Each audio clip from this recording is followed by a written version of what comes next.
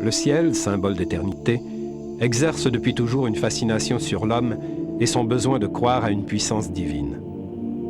La croyance que des êtres supérieurs existent ailleurs dans le cosmos est renforcée au XXe siècle par la conquête de l'espace, mais aussi par certains leaders de mouvements religieux qui s'emparent sans scrupule du concept divin. Je dirais qu'il y a un thème qu'on retrouve à travers la religion populaire. Non seulement on veut vivre une expérience directe avec Dieu, avec sa transcendance, sa toute-puissance, etc., mais on a aussi besoin d'une sorte de zone d'intermédiaire, d'entité plus concrète et plus rassurante aussi pour l'être humain, qui reflète aussi la puissance de cette lumière divine.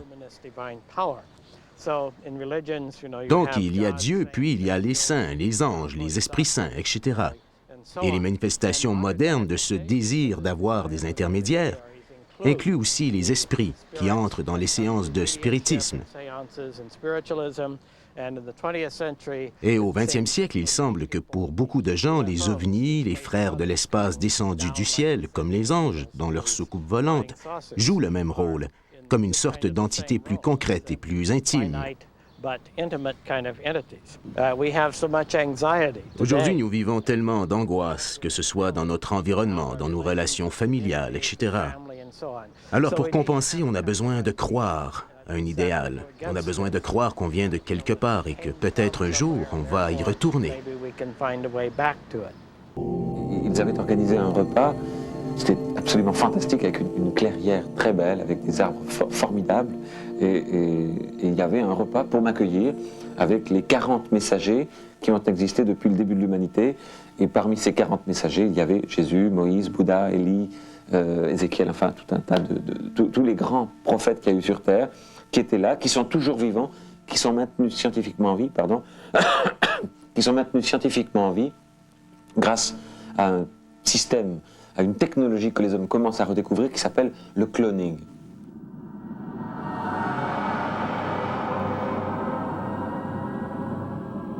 On parle de nous en disant qu'on fabule des fois. Je dis toujours quelque chose, une phrase très simple, en disant qu'une utopie d'aujourd'hui est une réalité de demain. Quand Jules Verne disait qu'un jour on irait sur la Lune, on l'a taxé de fou. Quand Copernic et Galilée parlaient de la Terre en disant qu'elle était ronde, on les a mis dans des asiles, on les a aliénés. Quand on dit que la vie a été créée scientifiquement par des extraterrestres, souvent les gens rient.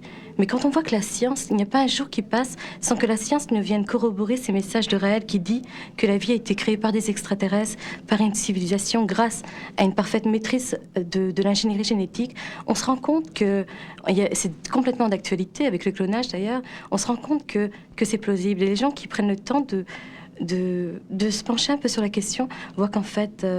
ça vaut le coup de s'y attarder. Comment aujourd'hui Raël peut exister et que 500 personnes peuvent y croire ici au Québec?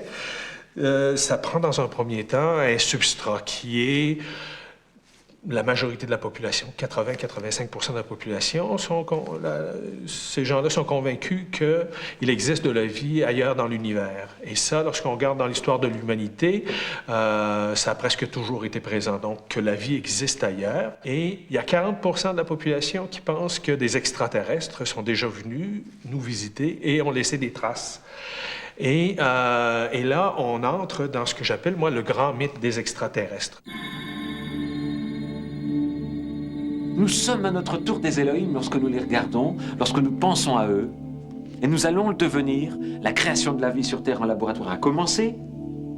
Et bientôt, nous allons amener sur une autre planète des gens qu'on va créer et qui regarderont le ciel en espérant nous voir venir. Nous serons leurs Elohim, à eux.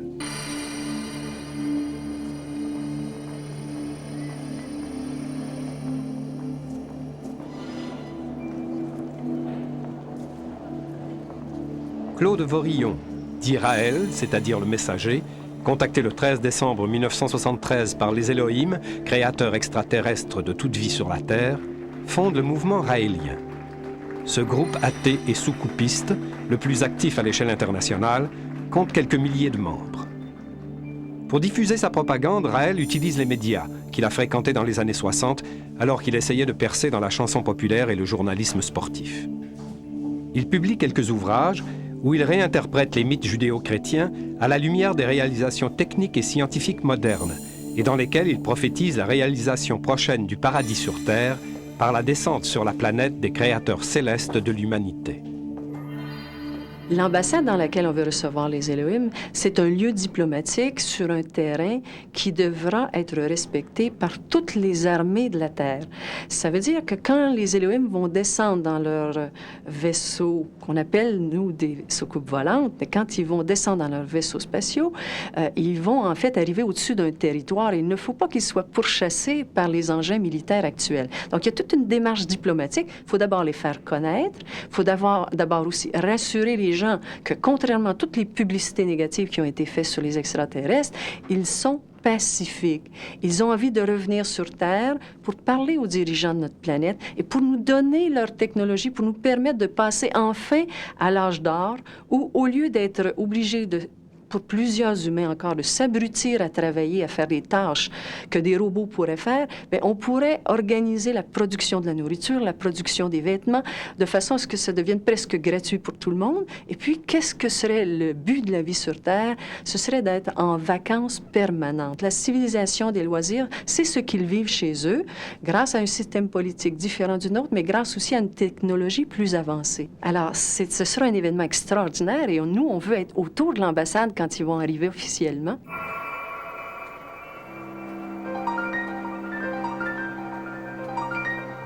Et lorsqu'on étudie le mouvement raélien, on s'aperçoit que chez ces individus-là, la science est extrêmement importante. Tout dernièrement, on a vu des développements du côté du clonage, par exemple, en biologie en particulier.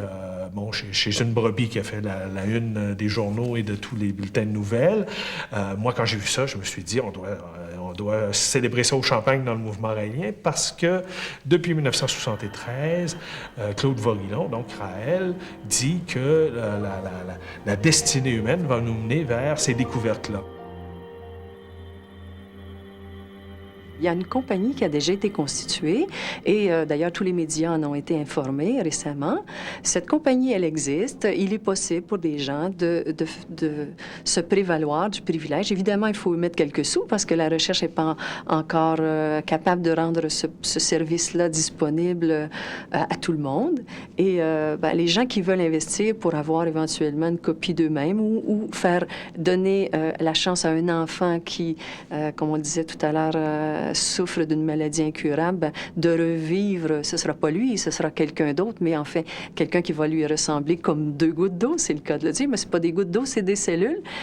Donc, c'est une possibilité qui est très concrète. On n'a pas encore eu de commande précise là-dessus, mais ça fait bouger beaucoup les mentalités, ça c'est certain. Sur la planète des Elohim, ils ont établi un système selon lequel ils mesurent, parce qu'ils ont la capacité technique de le faire, le potentiel intellectuel et le niveau d'équilibre de l'être humain, de sorte que ceux qui sont les plus doués, les plus intelligents, sont au pouvoir, ce qui est comme pas tout à fait le cas actuellement sur Terre. Alors, la géniocratie, c'est ça, c'est un principe de gouvernement mondial, et non pas fédéral, un gouvernement mondial dont les responsables, les gouvernants, sont les plus intelligents. Et malheureusement, lorsqu'on parle de géniocratie, souvent les gens disent « Ah, c'est élitiste ». Ben oui, parce que l'élitisme, par définition, c'est ce qu'il y a de mieux.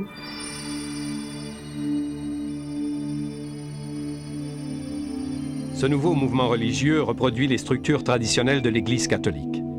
Le pape de l'Église raélienne, appelé le guide des guides, nomme des évêques, des prêtres et des diacres. Sa réinterprétation de la Bible emprunte aussi aux traditions ésotériques. Dans la cérémonie de transmission du plan cellulaire, Raël, le guide des guides, touche le fidèle pour transmettre son code génétique à l'ordinateur des Elohim, qui pourront ainsi le reconnaître le jour du jugement dernier.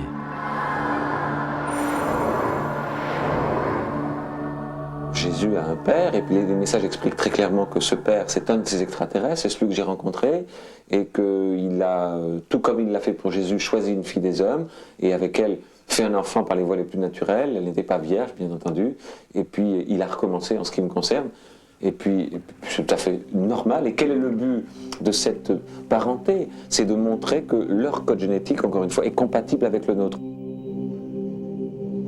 Éclairé de l'intérieur, vous voyez vos pieds qui sont lumineux et de plus en plus chauds. La méditation est un moyen d'épanouissement qui est vital pour moi. Je le pratique depuis 12 ans. Il y a des gens qui font du jogging le matin en se réveillant. Moi, mon réflexe en me réveillant, c'est de m'oxygéner, de me relaxer, de méditer. C'est tout simple, mais c'est quelque chose que je vis quotidiennement.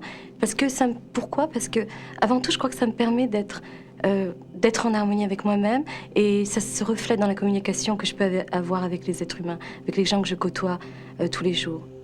Imaginez-vous avec ses yeux, ce nez, cette bouche, ses cheveux, avec ce regard. La technique de méditation sensuelle, qui mènerait à l'orgasme cosmique, connaît un grand succès chez les fidèles que Raël initie chaque été. Les exercices s'inspirent de divers courants à la mode, le yoga, les médecines douces ou l'écologie.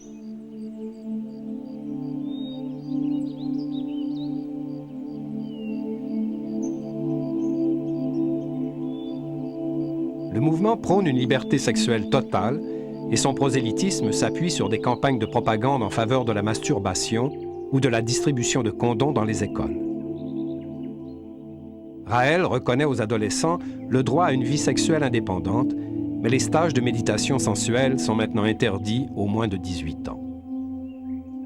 Chacun vit sa sexualité comme il l'entend.